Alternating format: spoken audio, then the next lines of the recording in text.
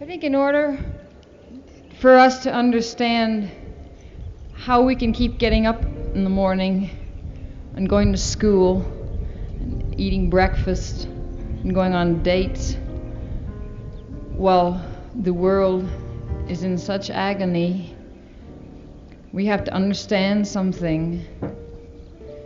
I think in order for us to look at those pictures that circulate now and then of Vietnamese children and of all the other war children who are left in scars, and we look at it and we go, ugh, and then we forget it because we're shock resistant.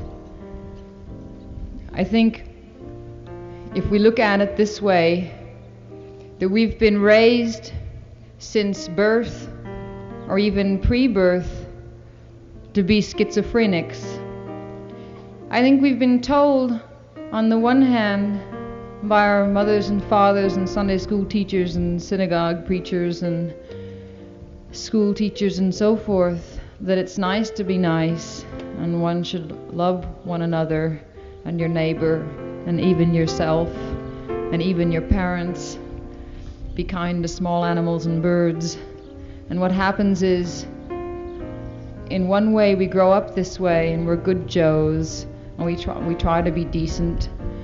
But unfortunately the other half of the split personality is tribalism. For the most part, it's whatever nation you live in that takes the other half of your personality. Unfortunately, for most of us, say most clearly when you're an 18-year-old boy in this country, it gets about 100% of your personality. And why we have to be tribalistic, or why it is we can't rely upon ourselves, I don't really know. My guess would be that it's been easier since the beginning of time to group together. One of the reasons is that maybe you'll never have to face yourself, and maybe you'll never really have to make your own decision ever, ever, ever. And I would think that would be one reason why we would group off. About a year ago, I was going around saying that if we ever wanted to realize anything like the Brotherhood of Man, then we'd have to break down the nation state, and there were 123 nation states. Well, now there are 130 of them. So I've been a smashing success the way I planned. But I still say the same thing. I think that what divides us in half is the big daddy that steps in and says that in this case it's okay to kill. In this case it's okay to wear a uniform, it's okay to kill. Inside the nation state it's not okay. Depending on where you live and what color person you kill, you can get by pulling strings now and then, but for the most part it's frowned upon inside your own country to kill somebody.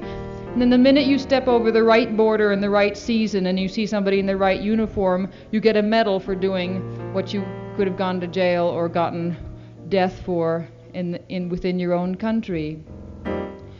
So how do you begin to break it down? If you're serious about talking about a brotherhood of man, then you begin to understand what I mean by breaking down nation state. And that is, if you were serious about brotherhood of man, then you would think of every single human being on earth, and there are 3 billion of them, as your brother and your sister. And then you would know that you had no right, no matter what the name of the latest slaughter was, you had no right to take the life of any member of that family. If you could really seriously understand what it meant, if you could think for a minute of the person that you have a crush on, or the person you're infatuated with, or the person that you really dig, or the person you're married to, and think that every other life on earth is that meaningful to you, then you would begin to understand what brotherhood of man means. And then you'd also understand what is so hard about it, that we really are shock resistant because of that schizophrenia thing. And then about nonviolence, in the school in Carmel Valley I set up a few years ago really was mainly for myself. I was tired of being a political nincompoop. No, I was tired of being sort of good-hearted and having naive ideas and intentions. But I also had the feeling that nonviolence was the only intelligent way to act, both on personal level, social level, and political level. So I asked Ira Sandpearl, who had made sense to me for the last 10 years in speaking about Gandhi and nonviolence, to come and run the school. Nonviolence is no more than a political word for love. Unfortunately for us, we have one example, one really good example in the history of man. Unfortunately for us, though Gandhi had lots of flaws, nonviolence in an organized fashion and as resistance is very, very young, whereas violence, as you know, we have since the beginning of time. I think probably the nonviolent man existed since the beginning of time also. There was probably a caveman who refused to carry a club, and everybody said, oh, you're nuts, you're going to get your head knocked in. He probably did. But then I think that nonviolence was never really organized in any mass scale until Gandhi. And in spite of all Gandhi's flaws, there was a real beginning, because there was a man who said, look, there are two sides to human nature. There's a stupid one, there's a visceral one, there's also a decent one. Why the hell don't we organize a decent side of human nature for a change? So he took on a job that was really much harder, and he accomplished some things, and I think there were some things that we really have to finish. I think for us in this decade, nonviolence is almost totally 100% misunderstood. I think for the most part, though I knew King and I loved King, our relationship over the last 3 years before he was killed consisted of an argument, and I would ask him what the hell he meant by nonviolence, because I had a terrible feeling that what nonviolence meant in civil rights movement was don't slug anybody while the cameras are rolling on you. And he kept saying we have to get the black keys and the white keys of the piano in tune, and I kept saying the whole damn orchestra is shot. You know, we have to start with something much, much deeper and much farther reaching. And also, of course, King was a good American, and I don't think that being a good American, can coexist with being a civilized human being very easily.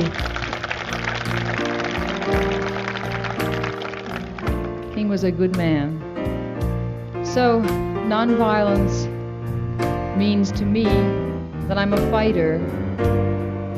I think what it might mean if any of you decided to take the commitment to be a nonviolent soldier would mean that you might learn how to fight for the first time in your lives. Nonviolence means you get up off your ass, not that you sit down on it, as is often connoted with the word nonviolence. It means that as a nonviolent soldier, I have not a weapon, which has done nothing but bring more weaponry. I have not to resort to violence, which has done nothing from the beginning of time but bring on more violence. But I have my mind, such as it is, my sense of humor, my imagination, my soul, and the understanding that everybody else on earth is sacred. And with this, I go to war, and I go to war against violence. And my appeal to you is that in trying to understand Brotherhood of Man, that you relate to each other, your quote superiors, your quote inferiors, as brothers. And that way you would begin to understand that you have your own mind and you have your own decisions to make.